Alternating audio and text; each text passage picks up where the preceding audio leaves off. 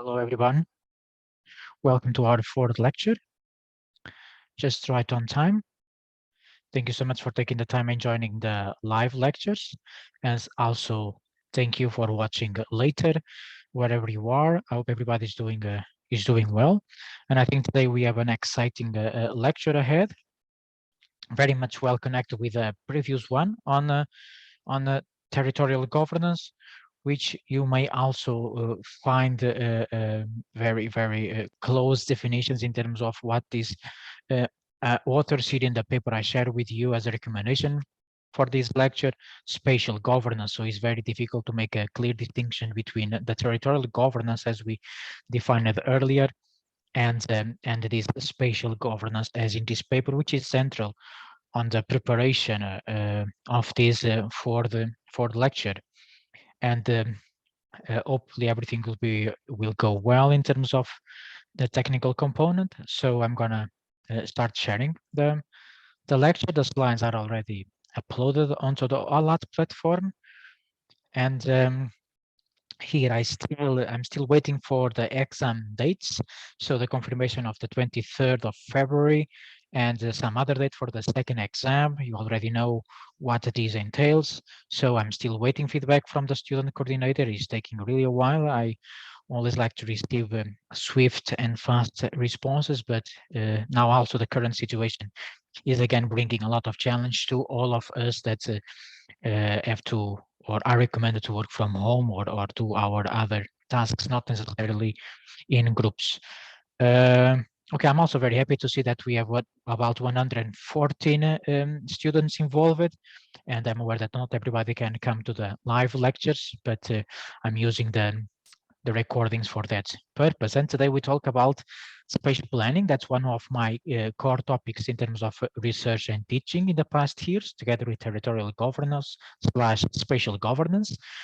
And two heads up here that you will see a number of slides, some with more figures, others with some text, and the content has been highly simplified, as the goal is also to avoid messing up too much with your thoughts on this regarding, and this complexify both governance and planning within Europe and within Southern Europe. We cannot talk about both governance at this stage and planning also in the current times in Southern Europe by neglecting what's going on in the rest of Europe. They are very much interconnected. You will see that we'll talk about also strategic spatial planning as this kind of variations, as these authors in this article published in the European Planning Studies talked about.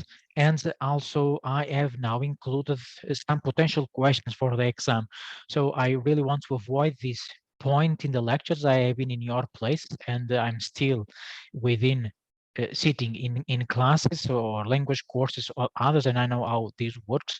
So I don't want to reach the point where you are listening me here throughout these 11 lectures, very heavy, very dense, and wondering, so what kind of questions the exam will be composed of. So I bring now slides with some potential questions, and if you remain attentive here in the live lectures or in the recordings, they will certainly simplify and favor your goals, and these are certainly about terminating concluding this model successfully. And before that, a recap of the territorial governance, and I ended up by underlying essential administrative organization procedures within boundaries, intermunicipal, municipal, district level in case of Portugal, the autonomous communities in Spain, and then we'll continue with Greece and Italy today to compensate for the lack of time of the previous lecture.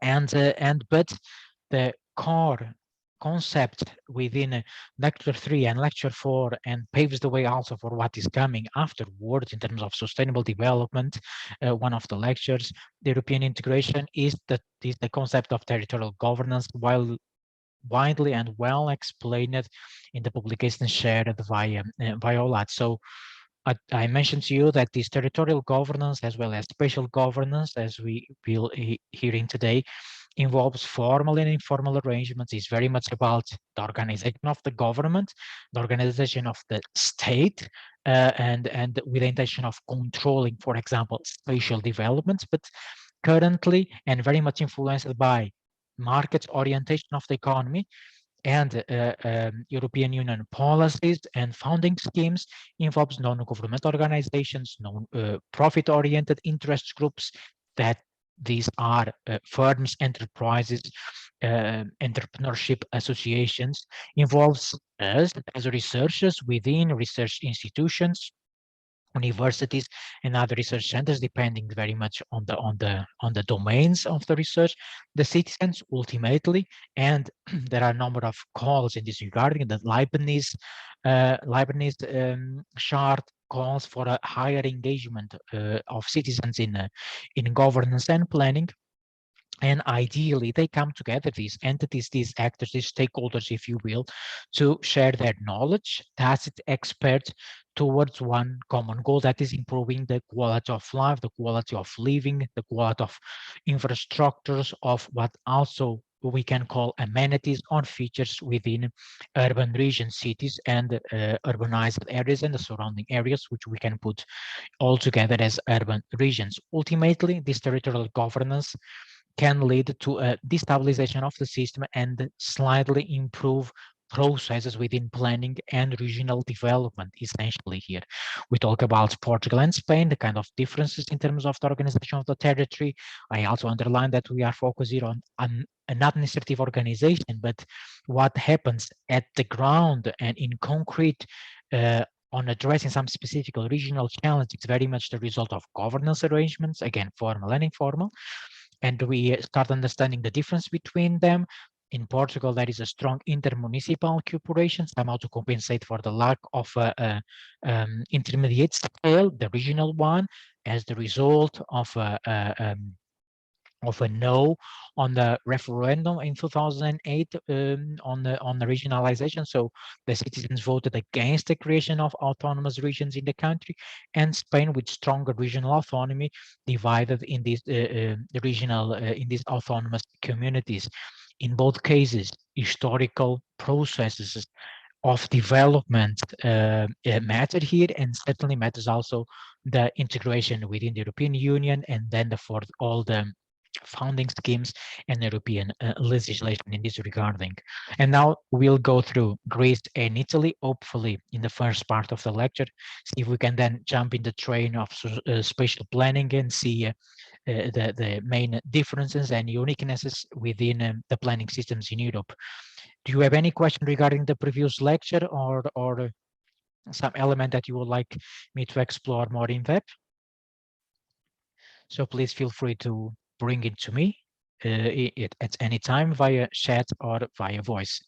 And in Greece, here there are also some considerable differences in comparison mainly to Portugal, and a closer administrative organization, which you should also understand as the result of governance arrangements, and is this current organization as in regional unities, 74 regional unities and municipalities, is quite recent, I will say, and is the result of a program called Kallikratis, if I'm pronouncing it well, in force since 2011.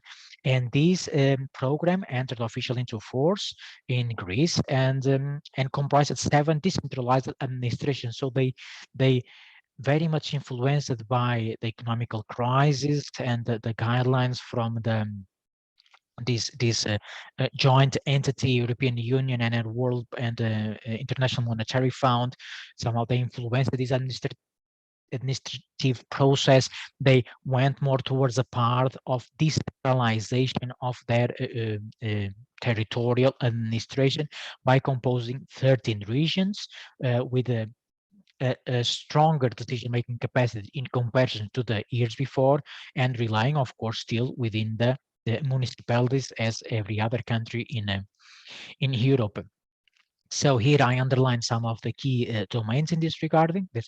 Although this decentralization process started in 1986, you also see that all these arrangements take quite a lot of time to come into force.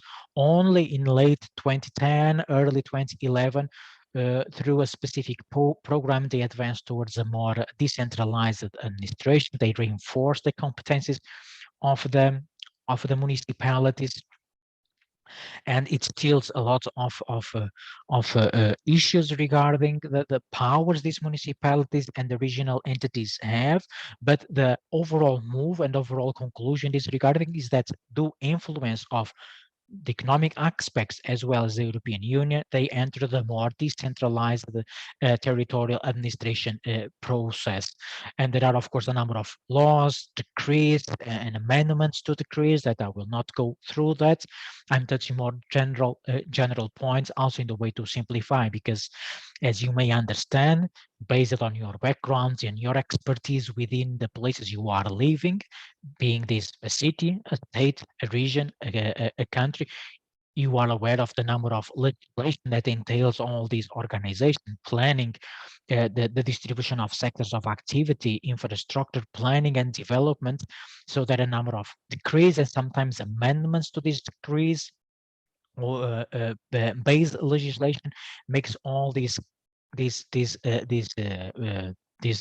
domains, governance and planning, highly complex. And we are just touching here the surface of these issues and bringing more general overviews in this regarding. So they have these regional entities, and they are in charge of shaping, planning, and implementing policies at the regional level, quite similar in comparison to what's happened in Spain, and as well as in other countries in Europe, and similar to what's happened in Italy. We'll see after that. And they are more here concerned with um, the sustainable development aspects. So sustainable development has also been increasingly undertaking at the regional level after a lot of studies underlying that to specifically address some of the issues that impact sustainable development is necessary both a global perspective, we have the sustainable development goals, national approach, and supranational entities should also play a role, such as the European Union and now with the European Green Deal, but also nation states and the regions within, because some of these issues can be addressed through local solutions. And most of the research currently underlines the impact of the local solutions in addressing overall issues on sustainable development. And the regional policies, they also entail mostly aspects of social cohesion, and these the variety of issues addressed are enormous, being those issues at a lower scale, being the responsibility of municipalities, and this involves essentially protection, development of different activities, those that are closely related to the quality of life of the citizens.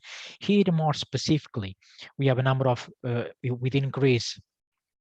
Again, quite recent, since early 2011, this is the distribution of powers between the national state, the regional level, and the municipal level. The municipal leads more with more, I will say, micro level issues. They still very important, again, for the quality of life.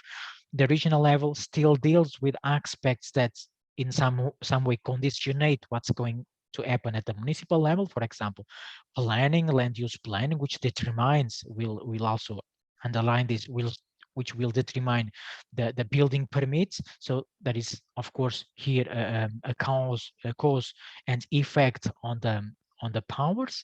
They deal more with what I will say intermediate issues, not necessarily macro or of national interest, issues of regional interest, that also satisfy national guidelines and are essential for the municipality to develop their own responsibility. So at the end, we call a territorial / multi-level governance, because nothing can happen without a national state, without the authority of a regional government.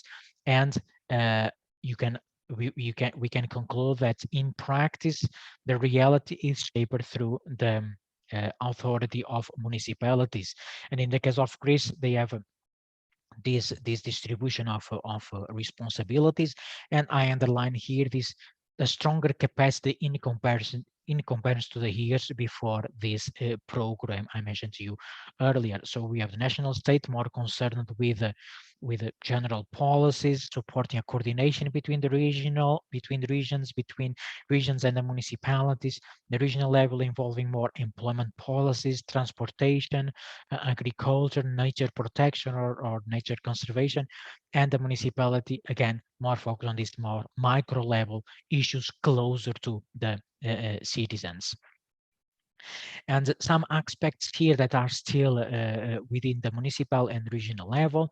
And what I would like to underline is that the regional level essentially is in charge of the distribution of the funding from the European Union. I underline here the cohesion policy as the most or the fundamental funding schemes at the regional level are linked to the cohesion policy, and the municipal at the municipal level they are also in charge of enhancing sustainable development through local solutions. It's very interesting point here. They are in charge of that own tourism promotion, similar to what's happening in Portugal, urban renewal of districts within urbanized areas, cultural heritage, and a number of other issues. But again, if you look at this diagram, I'm really the previous slide show a really simplification of the regional geography / regional administrative geography in Greece. The exchanges and flows and division of power is rather complex. It's important to account for the connections and flows between these different institutions within the different levels, municipal, regional, and state level. So here, essential points that you should keep in mind: the self-government, that the overall tendency is to move towards governance is centralized on the municipal level and the regional level, and the state now is increasingly decentralized. But still, if you read the literature, a number of critics pointing out the process is still going very slow. There are a number of issues to be addressed. And what the literature also underlines, and I found curious because is somehow well established in the Central Europe, Western and Nordic countries, is this figure of the a person that is in charge of somehow supervising everything that is going on across the administration of the territory, has no specific decision-making capacity, only an administrative one, but is this entity where the citizens can complain when some of the issues that happen or at the municipal level or regional level are not working as they believe that should work based on the law. So this figure here of this supervision body in terms of administration has been introduced in Greece in 2011, somehow to hold a hand on the other distribution of powers across the territory. And here the citizens are at the bottom of the figure, and they are also still at the bottom of decision making. However, in comparison to previous years, they have a stronger capacity to intervene. There are also different mechanisms, most of them also digital these days, to get involved on specific decision making in some specific issues: education, health sector, planning at the local level, micro level, or micro scale, if you will. So some overall points here, and I start from the bottom here. There is still there is this one general point, is that what is going on in Greece very much similar to other territorial administrative reforms in Portugal, in Italy, and Spain. They are the result of this Europeanization of territorial administration, of territorial developments, and all this decentralization, reinforcing the powers of municipalities, of regional entities, is the result of this turn from government to governance, informal and informal arrangements involving different actors within a society. So the European Union influenced this reorganization, moving from a more rigid structure to a more flexible one, giving space to different kind of involvement and participation of the citizens. So, and again, the figure of the of this entity that is in charge of the complaints in terms of maladministration, when some issues involving the overall administration are not taken serious by the respective entities in charge, then interest groups, stakeholders, citizens can complain to this institution in order to somehow improve that overall situation. Okay, that's what's the scenario in Greece, and then let's now see what's going on in Italy. In terms of organization, it's still rather similar. There is one specific domain that makes the Italian case singular in one specific aspect, and I will go through that. So, overall assessment that is that it still follows very much what is going on in the rest of Europe, what's going on in Southern Europe. Europeanization, or the influence of the European Union, still plays a role in the reorganization of the territorial administration, and there's an impact on the decentralization, and also the economy or the markets also influences this empowerment of regional and sub-regional level in comparison to Greece. So there's a longer this process of decentralization has been taking shape for quite a while, being in Greece the most effective ones quite recent after the economic crisis 2007 2008. And so this through the constitution, a number of legislative powers have been assigned to Italian regions, and the main difference within Italy is they created these metropolitan cities, a figure, or well called administrative figure, that is quite distinctive in comparison to Portugal, Spain, and Greece. And you remember in the first lecture I underlined the importance of always bring some comparative elements to emphasize this distinctive element. So the metropolitan cities are quite a distinctive element in the Italian territorial organization, and they have the mayors, they are directly elected. The mayor and the municipal councils, they are directly elected, and there are a number of delegations of competences from the national state to the regions. The general conclusion here is that indeed, like similar to what's happening in Greece, and the situation more informal in Portugal with the intermunicipal communities, there is a strong emphasis on building local power. So this kind of aspect that you really should keep in mind is more this generalized behaviors in terms of governance or territorial organization, which across the four Southern European countries is about a territorial reorganization, mostly after the introduction of European Union legislation. And an interesting aspect here, and I know some of you are to some extent familiar with these regions in Italy.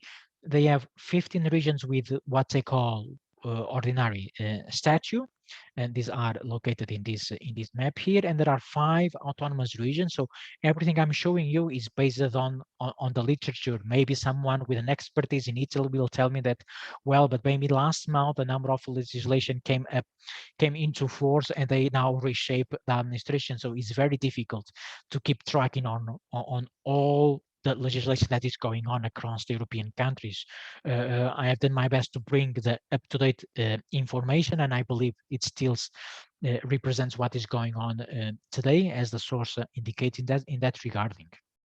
So, along with these metropolitan cities, they are the major cities in Italy. They have also these 5 autonomous regions, and they have been created for historical reasons after the Second World War, and they are here regionalized, or what we can call this is a type of regionality very much based on linguistic and cultural aspects. So to preserve their regional identity, very important when we are talking about regional geography, they created these 5 autonomous regions. They have, in terms of administrative powers, they are very similar. The powers of these autonomous regions similar to those of the 15. The distinctive elements is the linguistic embeddedness and linguistic proximity, better to say, and the cultural aspects, bringing them together, embed them in this regionality. Some an interesting aspect to explore within regional studies and studies within regional regional geography. So again, starting from the bottom, the history matter in this context. As I was saying, these 5 autonomous regions, they have of course a place within the constitution as the other 15. They have the 15, they have some exclusive legislative power in specific matters. All of this defined in the law. The critic points out they are still lacking some financial autonomy to really guide their territorial development towards the future. And the 5 autonomous community, they were created based on their linguistic proximity, cultural aspects, and also to secure some sort of a regional cohesion in the period immediate after the Second World War. And the interesting aspect here for those studying, for example, spatial planning in urban regions, urban geography of Europe, are these metropolitan cities, and these are the main metropolitan cities which match the most dynamic urbanized territories in the in Italy. They are in charge of spatial planning, including land use planning and the zoning that comes within the planning. They are in charge of providing to the population prime services across different domains: education, health, and safety slash security, transportation, improving commuting patterns across these metropolitan cities. Also an element here that I should point out in terms of the not conceptualization, the way that these metropolitan cities are defined. They are similar to what we call urban regions in Central Europe. For example, Hamburg, we can call it a metropolitan city, or an urban region, the same with Stuttgart, Vienna, Lyon in France. So there are different ways of addressing these large urbanized territories: metropolitan, urban regions, sometimes mega regions if they involve continuous urbanized or densely urbanized territories. So they have quite strong decision-making capacity in matters related, or in matters within their administrative territorial boundaries. And what I found curious here in comparison to the others is that they go beyond this geographical terminology of calling a region north and south, which for those studying, for example, place branding, that is the use of marketing techniques to promote the tangible and intangible elements of territories. They define this what we could call merely geographical location, the macro regions. So they have the northwest, the northeast, and I found this curious because in Portugal we still calling the north and the center, and the meaning of these regions, these statistic unities, territories of level number 2, is merely a geographical location, while having some sort of terminology as a macro region somehow emphasizes its potential. And this may sound very superficial to you, but once an expert gave me this example: if someone from Italy goes to China to discuss or to try to attract investors to, for example, the Northwest, if they approach this investor and tell, well, I'm coming from the city of Milan, they will immediately recognize. But if they come from a city in the surrounding area of Milan that is located in the Northwest, I saying simply Northwest will put this entity that is trying to attract investment in a weaker position. If they call, well, I'm coming from a macro region, somehow transmits a more well organized structure, which for some investors is a fundamental aspect to locate their investments in this specific territory. So there's a question of branding here that I found interesting to underline. And all of this is very well defined in the Constitution. And I found the case of Italy, together with the case of Spain, a more evolved territorial administration in terms of regionalism. So regions, they have a stronger decision-making capacity. In Portugal, Portugal is the country among these four, the one that I will classify having a weaker regional capacity in terms of territorial development of the different domains of the society. And now here's some general conclusions before we go to our break and then carry on with spatial planning. There are some conditions favoring the governance or favoring all of these territorial administration slash territorial governance across these four countries in Southern Europe. So along or together with the European Union push towards the towards governance, towards a more flexible organization of the administration of the territory, a number of local interests, they still playing a role, and these we can here branch out in two different factors: attract investment from other regions in Europe or other countries elsewhere in the world, and also attracting funding from the European Union. So the economic interests play a role in the organization of the territory. We underline some of the examples in Portugal with this intermunicipal cooperation that they just came to life, very much to try to attract investment from the European Union through project submission. That's how it works. There is also some strong traditions in terms of informal governance arrangements in Portugal and in Greece. And I will say that in Greece, because of this decentralization since 2011, the more formal arrangements are overtaking the informal ones. But in Portugal, because of this lack of intermediate level in the decision making, the regional one, the informal governance arrangements still play a role in everyday life, in the planification of local roads, of creating even bus lines connecting different municipalities. Those are the result of informal governance arrangements. And along with the more classic issues, classic regional issues, transportation, planning in general, education and health sector issues involving environmental degradation, counteract the negative impacts of climate change, they have been embedded within these regional administrations. And because of these issues, they are issues that involve different territories. They required also a stronger coordination and cooperation involving different levels of the governance scheme, national, regional, and local level. So the fact that some of these or most of these environmental issues, they are transgressing administrative boundaries, led to a move towards a more governance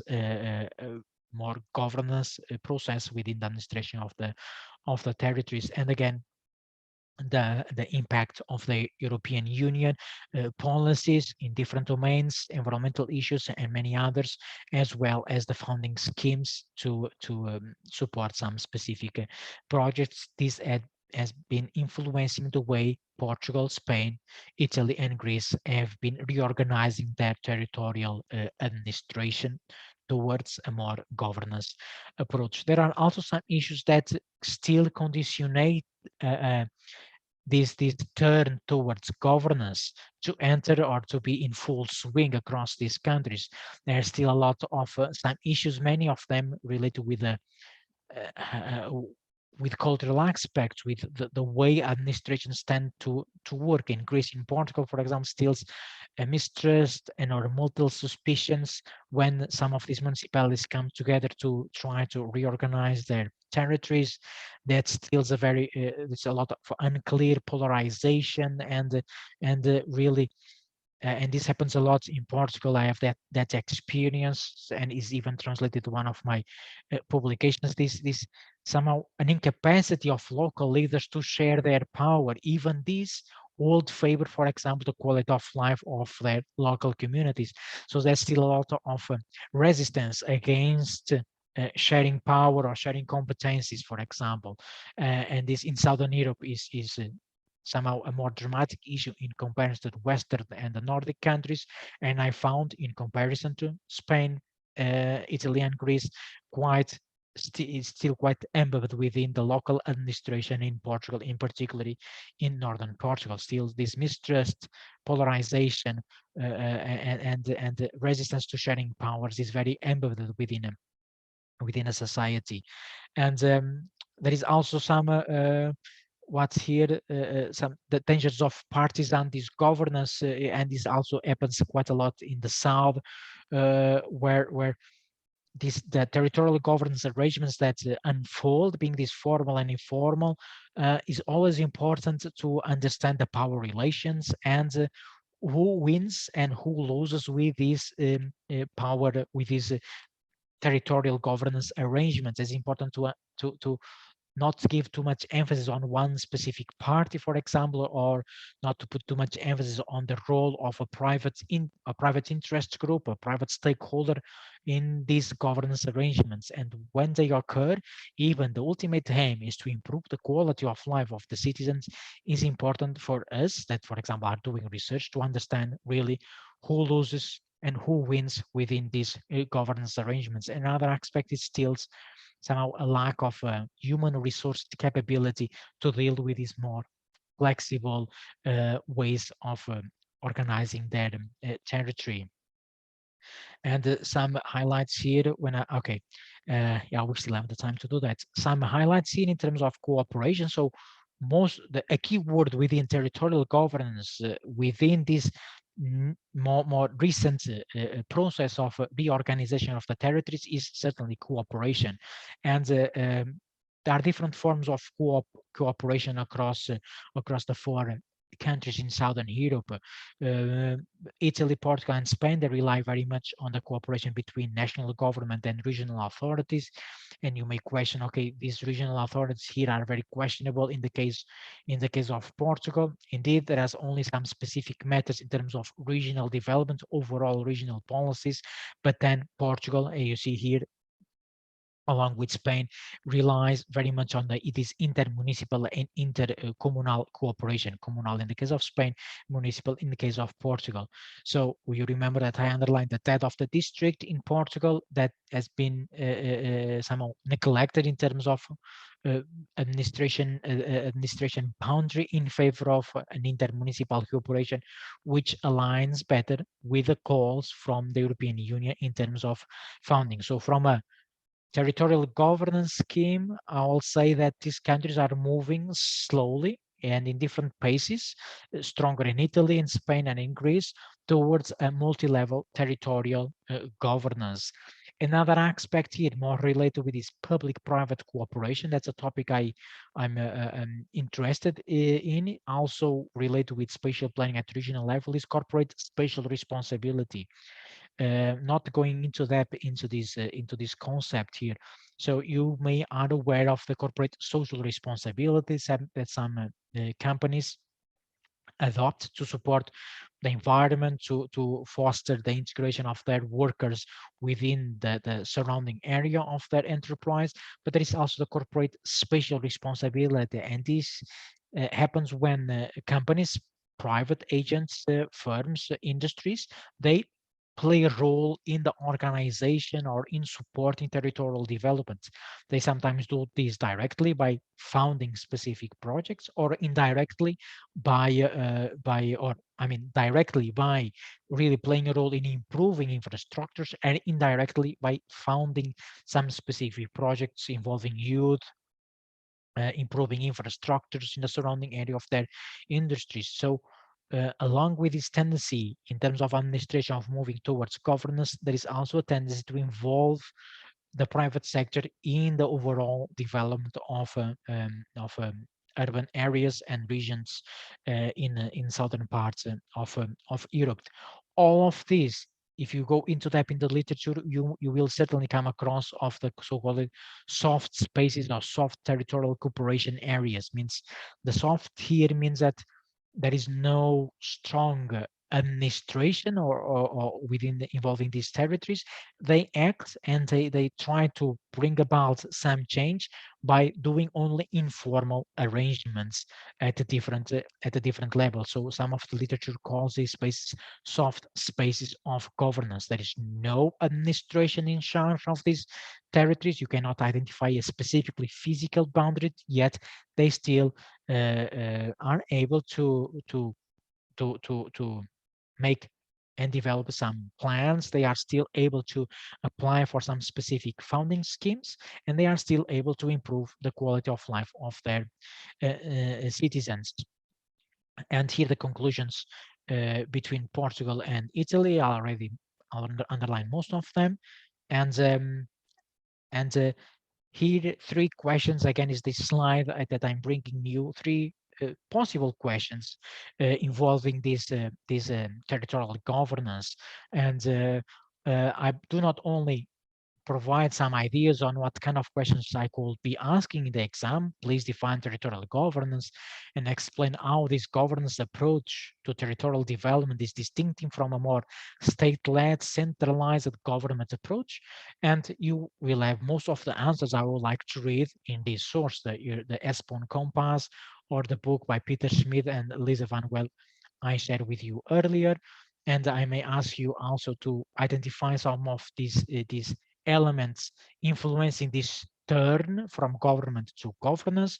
And here I will expect to read something about the Europeanization of a territorial administration, the influence of the European Union founding schemes, and other more specifically in the case of Portugal, that I will ask something about how they overcome this weak regional governance capacity. And here I will expect to read something about this intermunicipal cooperation, how these municipalities that they also gain some power in recent times, they are overcoming the lack of an intermediate level, the regional one, through a stronger cooperation. And if you do not have the knowledge of case studies or examples, that I will not ask that, but to have this overall perspective. Why? Because these situations of intermunicipal cooperation happens in Portugal, and they also happen in other contexts of Europe. So in future, in your future, if you will go to work in the public sector involving, for example, spatial planning or territorial governance issues, you will certainly be confronted with the cost to have a stronger or develop ties with the surrounding municipalities regarding one specific project or in any other domain. So I hope, and it is my strong hope, that this kind of slides help you to have a more consolidated position within this model of regional geography. And we can now do a break of about 10 minutes, and I will see you after that, and I will stay here if you have some questions, and you are free to go, of course. I will let the recording going in case if you have some questions to that you would like to see clarified involving any of these issues. So please feel free to come to me. I will stay around. Okay, so enjoy your break and see you in some minutes.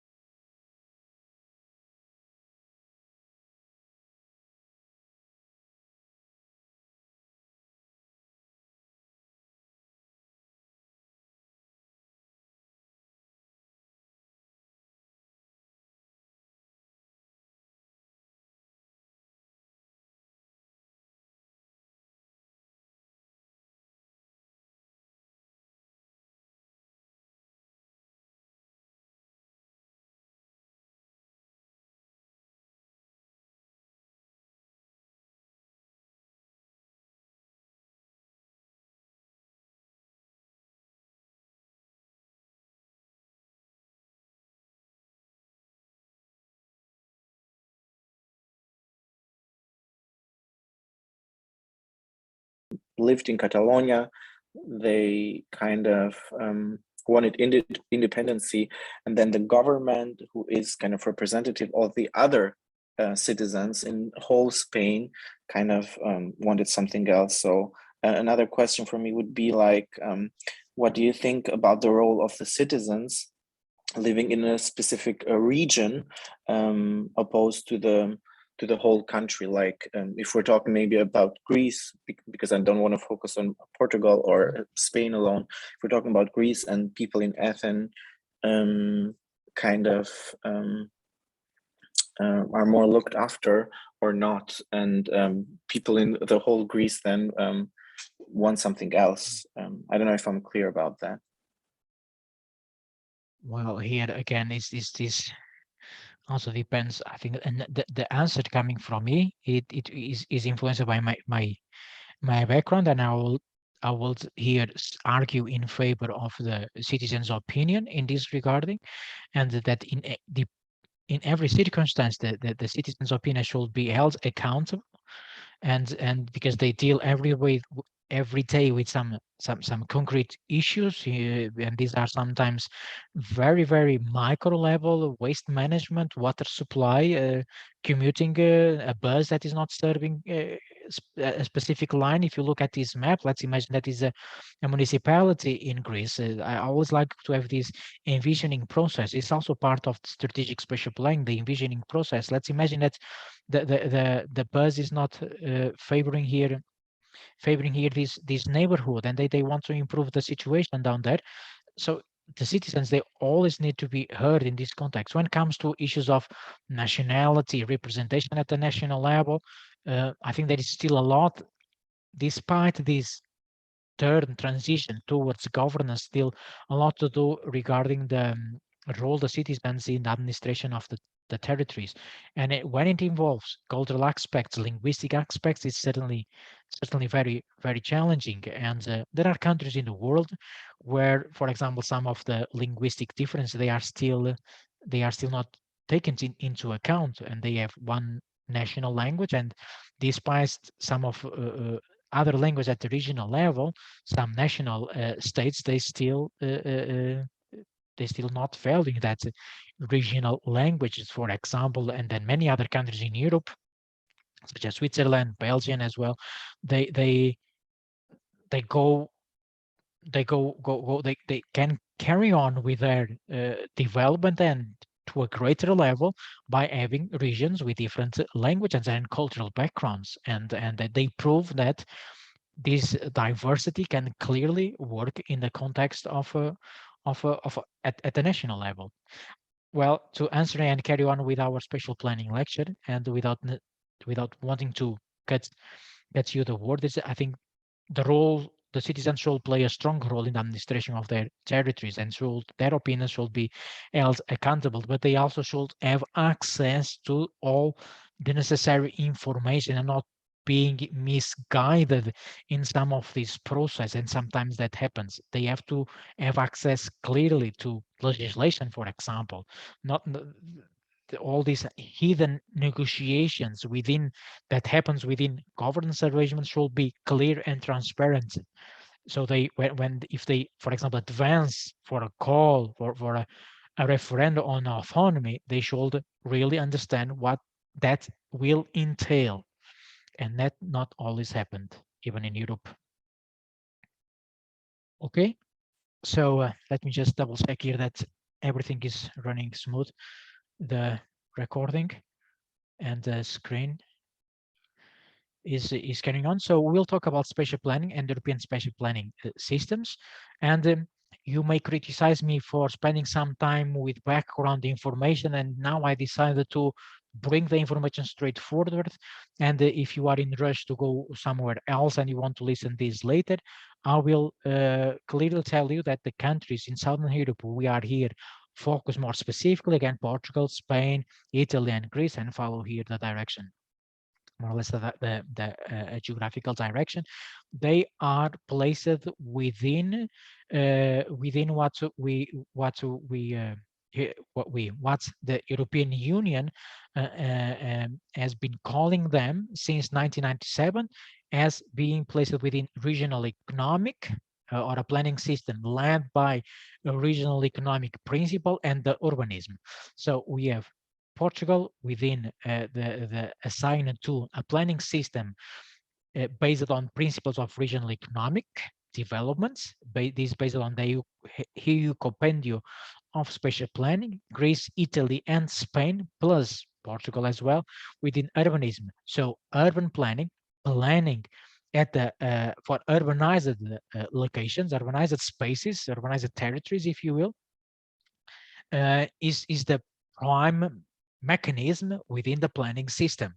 So instead of spatial plan, so thinking about this planning in overarching perspective involving urbanized, non-urbanized slash rural surrounding area of an urban area, the focus were or used to be in urbanism or urban planning, and economic factors, they play the role in this planification, in the signing some specific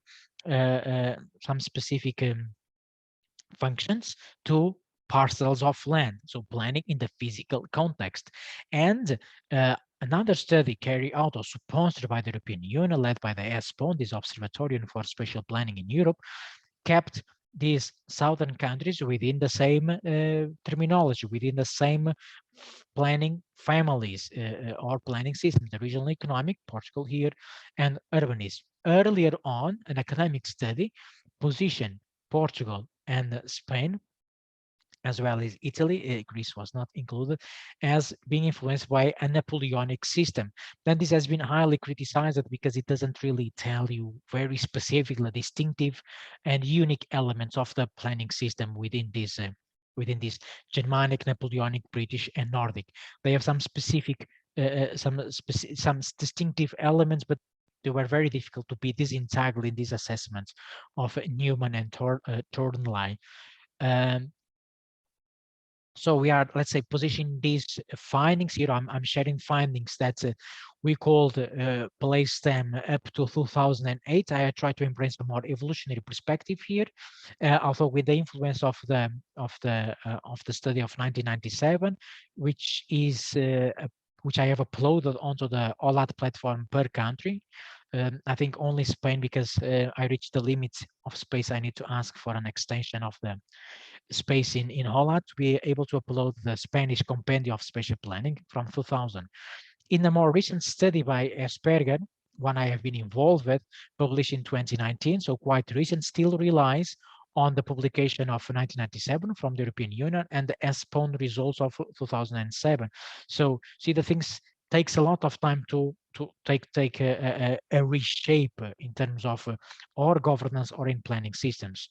So here, let's have this overall picture of what's going on in the overall European level. We have Portugal, where the way they deal with planning is closer to the regional economic principles.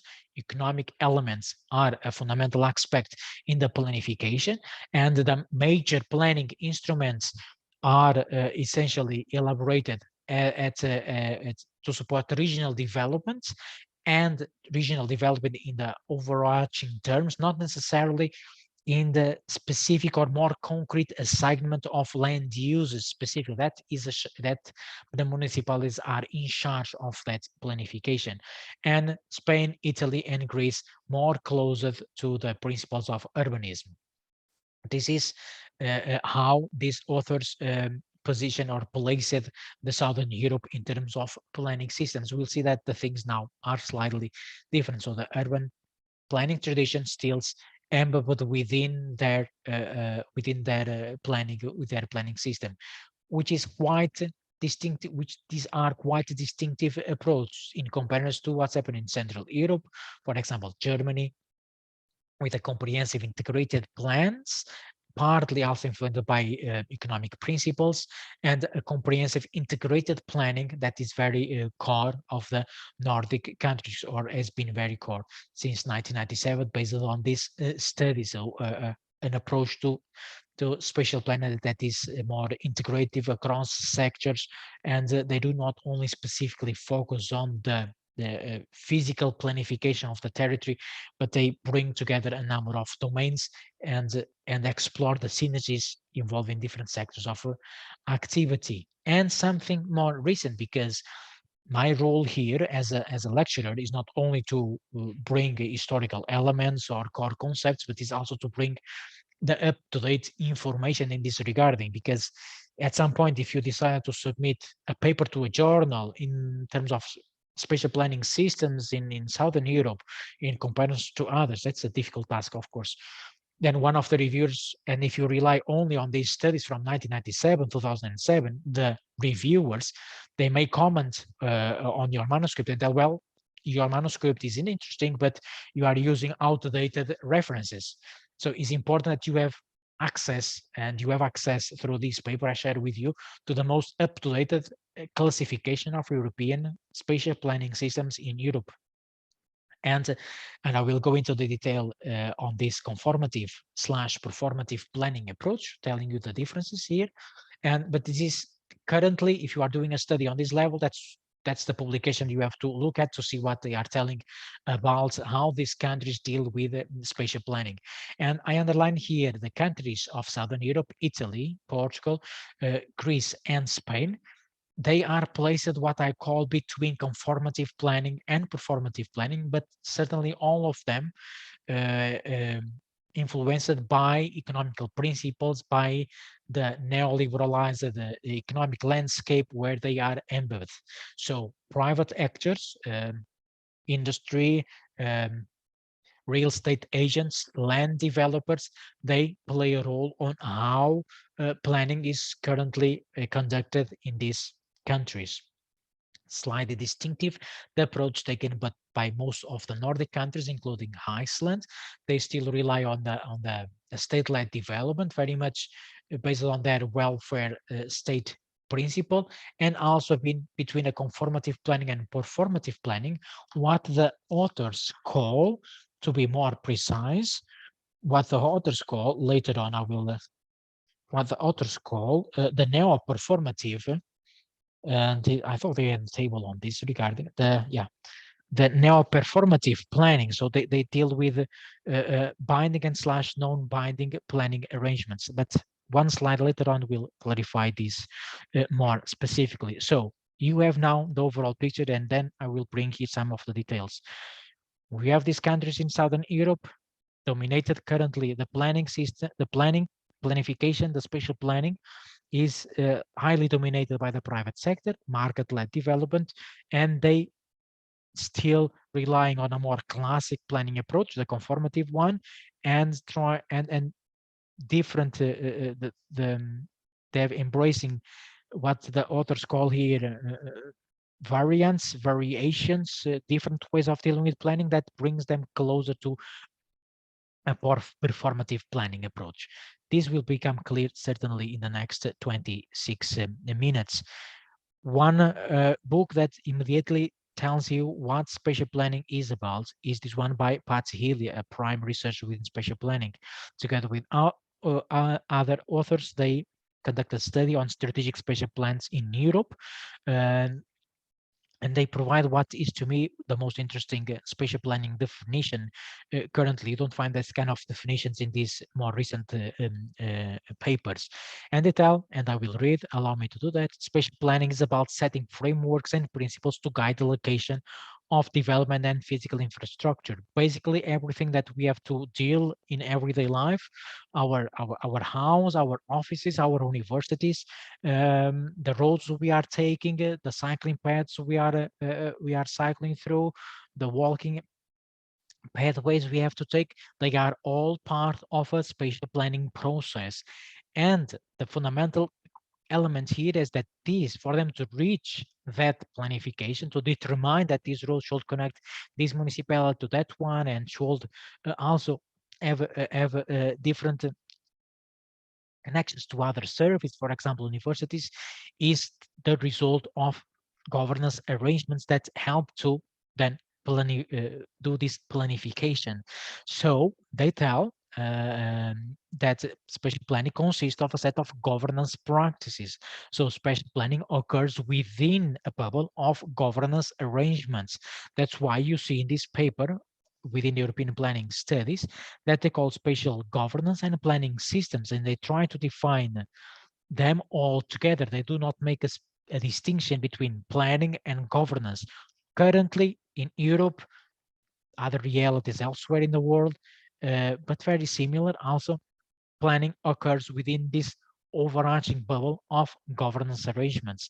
And they do that for developing and implementing strategies, plans, policies, and projects for regulating the specific location of certain activities of trade, commercial areas, shopping malls, for example, industry, mining activities eventually, and to determine when that development will occur and what kind of impacts, environmental impacts, social impacts that development will have, and altogether should support ultimately the spatial development of that specific territory. So spatial planning is about many things. Is about transportation, is about trying to identify areas for housing, is about developing rigid plans and having or with the respect of some specific legislation, spatial planning legislation, and it is also about more flexible arrangements, which we can put them under the umbrella of projects that really are those responsible for shaping the reality out there, but to some extent respond to the earlier planification. Most of the current urban and regional dynamics, they are the result of these spatial planning processes. And what the authors also underline is that the way spatial planning is conducted across Europe is the result of their institutional organization, is the result of how they embrace the governance aspects. If they are more open to the engagement of citizens in the private sector, if they are more closer, if they embrace a more rigid approach, if they embrace more economic, if they respect more economic principles, or if they respect some other domains, or if other domains are fundamental in that planification. So still within the same source, this urban and regional dynamics, being this Southern Europe or elsewhere, are the result of spatial planning. And again, spatial planning is currently not only about the physical planification of a territory, it involves much more than that. It involves economic development, spatial, sustainable development. It involves the need of addressing or supporting the operationalization of the sustainable development goals. And how this happens at the ground, it depends of what the authors here call these mechanisms, formal and informal, of the governments. So is the result of government interventions together with alliances, cooperations, networks involving a variety of actors, business groups, environmental groups, neighborhood groups. So we put spatial planning as part of this overall bubble of governance arrangements. Exactly what I try to illustrate here, that spatial planning currently across Europe, not only in Southern Europe, the Nordics, in the Central Europe, is the result of negotiations involving different actors, and we can put all of this within the governance. Is about give and take, and I can give examples about this. Is give and take happens, for example, when a landowner wants to develop the land and to build a condominium, for example, in a specific municipality, eventually gets a go ahead for this urbanization project, and and gives to the municipality support in terms of improving the roads, for example, or improving or even building a primary school. This happens quite a lot across Europe, this give and take involving planning processes, being them positioned in a more conformative planning, so a more rigid approach towards the binding, towards respecting in full the legislation, or a more performative one, case-to-case basis. They explain this very well in the article. Case-to-case based, so they do still respect the legislation, but they are more flexible to accumulate projects that respond to specific needs. That's when it involves negotiation, cooperation, give and take. The terminology is also different across Europe. And I underline here before the differences, these contemporary trends, the same way I did in the earlier slide. So there has been an evolution across Europe from this more focus on the of supporting the common good or welfare services and providing services and facilities, the state as a provider, towards a more, or following this evolution towards governance, towards a more involvement of the private sector of the citizens in this spatial development. And Southern Europe has been also an example in this regarding. There is also the spatial planning currently is also characterized by what here these are authors calling multi-level and multi-scalar governance arrangements and in new institutional arrangements between public and private stakeholders. So there's also this has been leading to a fragmentation of decision making. Some means that some decisions they used to be taken only by the central government, means national level or regional level or municipal level. Now they are somehow distributed across involving different institutions within the same administrative area. So we have some vertical and horizontal cooperation currently in the planification in our countries in Europe. Some other aspects that is important to underline, that from a clear separation between what is public domain and what is private domain or private sphere. Now there is some sort of more cooperation and engagement and exchange of knowledge and of practice involving the public and private in favor of the common good, in favor of the quality of living of the citizens. Again, be aware, be critical about this regarding, because it's important again to see who wins and who loses with these partnerships involving the public and the private sector.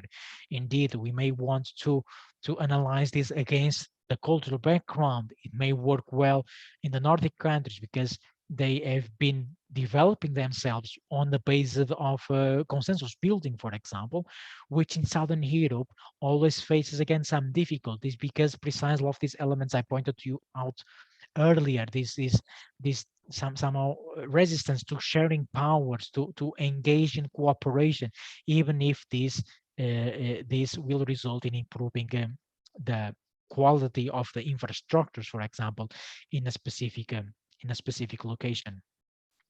So the overall idea is that from a more rigid way of doing planification, now planning in Europe is about planning across sectors. It's not only about land use planning, it's about master planning, transportation planning, planning for the educational sector, planning for the health sector, and the ultimate goal in this Europeanization of spatial planning is to have this integrated overarching planning approach to the spatial development of societies. Let's put it in this way. So still, most of the planning deals with rigid, fixed regulations with legislation, environmental legislation, housing legislation, transportation regulations. It also involves a more flexible, non-regulated domains with again the intention of addressing some of these specific issues. And again, some of the trends of the last years across Southern Europe, with some and sometimes I touch upon other examples. So there's been I will give you the word, Clive, in a minute. So the tendency here is to have this more informal cooperative means of planning, very much across all across Europe, and also particularly in Spain and Portugal, and this country as well as in Italy. And the way they do that, they do that through these informal arrangements without any specific branding, without any specific terminology.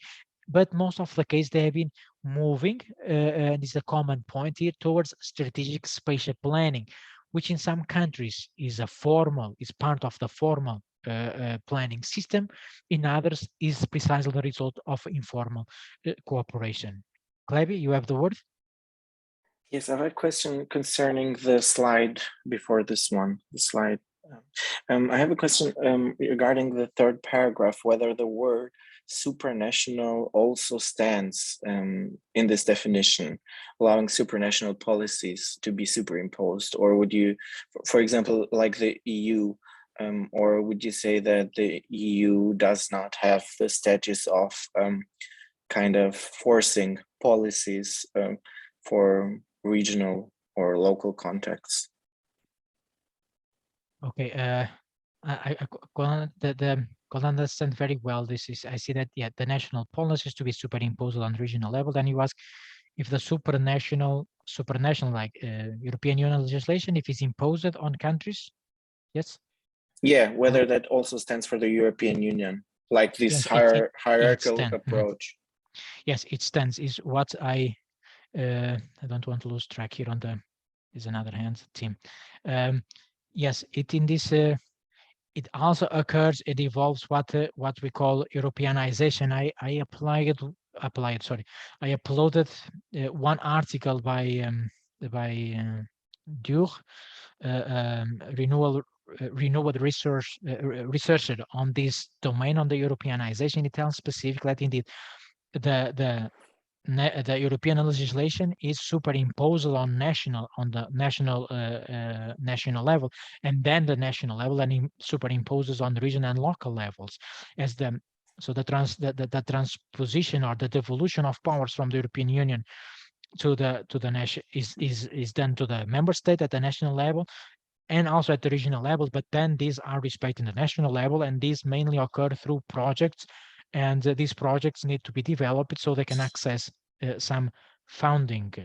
Okay, indeed, this happens as what we all call, those that are doing research and planning, the Europeanization of spatial planning. It involves not only discourse of moving towards governance, yeah, like intangible here, a discourse, but also in concrete, intangible manners. For example, specific translation. I think that there is another word. Transposition of European Union legislation, mainly environmental issues, for example, waste management, water management, planification of hydrological resources into the national legislation. Tim? Many thanks. It also goes together, my question, with that a little bit, at least, because the legislation of the EU is kind of implemented on a national level, but I'm wondering whether the approach of that it's always in favor for the citizens, the governance system, or whether it's more like for the private profit in the end. And if it's not that which drives the development towards more governance and informal planning. And yeah, you just said some legislation also goes into that, but it's yeah, it seems to be less important. Or how do we look at that? Because yeah. Thank you very much. Those are both very interesting questions, and yeah, we have to look at these with criticism. And based on my experience in doing research involving these I don't know if you are familiar with the smart specialization strategies from the European Union.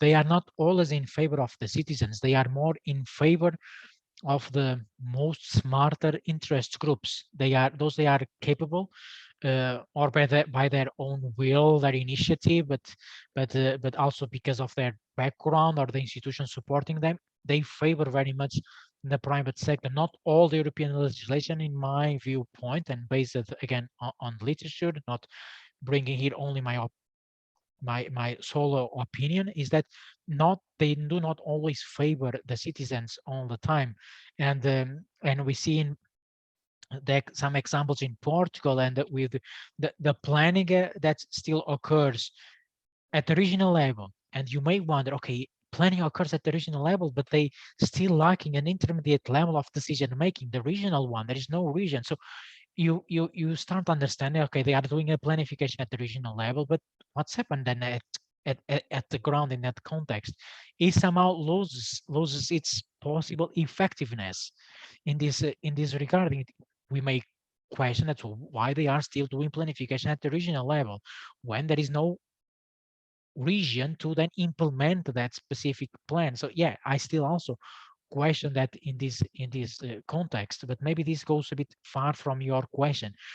To putting it simple, I believe that most of the European legislation is good and it favors development, favors sustainable development in the overall terms, economic, social, and environmental. And there are very, very interesting examples in these countries in Southern Europe of European legislation supporting the development, supporting territorial development, but with still most of the regions in Southern Europe, they're still lagging behind in terms of economic indicators, but many of these European Union legislations and funding schemes, they have been helping the European South quite a lot. And then I myself benefited from such a funding scheme because I got a scholarship to do my PhD in the Netherlands because of the European Union Social Fund. So you may well benefit from these funding schemes at some point, directly or indirectly. But many others still, there's still a long way to for them to truly benefit the citizens. We may also put here in question the role of the state in this regarding, and the institutions within these states. Not the responsibility is not only from the European Union, that some of the legislation is not, they are not place-based, they do not address specific issues, they are intended to address more generalized issues than those specific issues of regions, but also local, the member states, they have also a responsibility in this regarding. Yeah, but also so staying here, thank you both for your questions, and I will use here these 8 minutes just to carry on, and then the next lecture, everything is interconnected. I will bring the slides in the next lecture on the European Union integration. We will be touching upon some of these elements. I will bring the example of the smart specialization strategies and how I see that they really do not fit the reality in Southern Europe in some circumstances. So the tendency is to also do a planning that responds to the calls to be for societies to be more sustainable in the way they plan and develop their country. So sustainable development has increasingly been undertaken as part of the spatial planning approach. And I mentioned to you the strategic spatial planning processes as one of the trends in Europe and in Southern Europe of dealing with planning in the context of multi-level, flexible ways of governance. And strategic spatial planning is, putting it simple, is about planification in the long term, 20, 50 years. They can be legally binding, so they are embedded within the planning system, part of this binding conformative process, but they can also be part of the more performative approach, non-binding planification, still respecting the law and the planning, the spatial planning policies, but having a more flexible component to adapt and to embrace issues that matter at a specific time, although embracing the strategic view, this long-term thinking of planification. That's what the literature tells us, that the strategic spatial planning process has been taken at the city and urban regional level, fundamentally, to secure this a more sustainable future for the urban regions. And the strategic spatial planning process, quite popular in Europe, in most of the countries, deals with planning not only in the physical context of land use planning, where of the things, where of the activities, but address also economic, social, and environmental issues. And it has been quite popular at the urban regional level, so core urban areas and the surrounding areas since the 1990s. And is about this long-term planification with strategic goals that they cover different aspects of environment, research protection. It requires the call to engage with different multiple stakeholders in this regarding. And an important aspect here, although they have this long-term vision, sometimes that sounds intangible. For example, being the the most attractive urban region in Central Europe, or being the most green urban region in Southern Europe. Although some of them, they provide these intangible visions, they're very difficult to grasp and to understand, okay, what's the anchor here, what's the starting point for this vision. Most of them, they have what we call action plans, so midterm plans for 5 years, that try to respond or to help to operationalize this overarching vision, or this overarching strategic goal. And how we see how we see and how strategic spatial planning is currently conducted in urban regions across Europe, not only in the southern part, is through some sort of this scheme that involves territorial governance. And they also need to account for what the reference here earlier on, Asperger, called the super regional conditions means. And here we can place the European legislation. So, well, then we can discuss that. So, okay, territorial governance will embrace also the legislation. The legislation comes before, comes after. Well, it's still this can still be discussed. But then planning, what happens at the ground, is embedded within this, what I've been calling the bubble of territorial governance. And everything starts with the plan making phase, the preparation of the plan, which eventually, after some years, will then influence how our cities and urban regions will look like. And this again happens through this cooperation, multi-level partnerships, negotiations, give and takes involving different actors. Examples, many of examples, not only in Southern Europe, but also in the UK, as well as in the Nordic countries. We have a strategic plan for Helsinki and strategic plan for Stuttgart. The differences that some of them, they underline transportation, some others they underline the green infrastructures, the connectivity within these infrastructures. Others enhance housing, for example. In France, we have the most famous is the case of Lyon, the strategic planning for Lyon. In these 3 cases here, the strategic spatial planning is legally binding to the local level, so municipalities, they need to respect this strategic plan. In the case of Dublin, works more as a guideline, so there is no required binding commitment from the local level to respect the regional strategic plan. And when I'm talking about urban regions, again, I'm talking about a core urban area, and it is the case of Oslo and the surrounding area. And most of these strategic spatial plans, they are popular because they align with the calls from the European Union to seek cooperation, to implement a more governance approach in the development of the territory. So they call for the engagement of the municipalities in the surrounding of core urban areas. And here is the example of the regional plan for Oslo, developed with 2050 in mind, with some central areas for development, identify along transportation corridors. Most of the times the transportation works as the interlinkage between municipalities. And a good example here, I will advance a couple of slides, is the case of Copenhagen. It's one of the most famous strategic spatial plans in Europe, is the so-called finger plan, where the city is planned precisely having this in mind, the 5 fingers of a hand. And these 5 fingers are commuting trains. So the transportation corridors, they influence the way the physical planification is conducted. We do not have much time here, and I will come to what it entails to do a strategic spatial planning in Europe, and then this will lead us to the differences in Europe.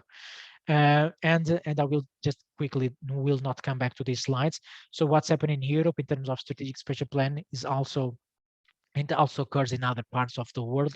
In North America, for example, the Oregon Strategic Spatial Plan, in Edmonton, in Singapore, and also in countries with a weaker planning, spatial planning traditions, such as Qatar or Saudi Arabia. They are also engaging with strategic spatial plans. The danger in these countries with a less consolidated or weaker planning system is that they enter these what some authors call the Dubaization trap. So the tendency of of coping and coping examples from elsewhere, and most of the cases these are completely disconnected from the local realities. Fortunately, within the planification in Southern Europe, these cases they do not occur. There's still a number of legislation within the planning system holding a hand on what is more important to be implemented at the ground.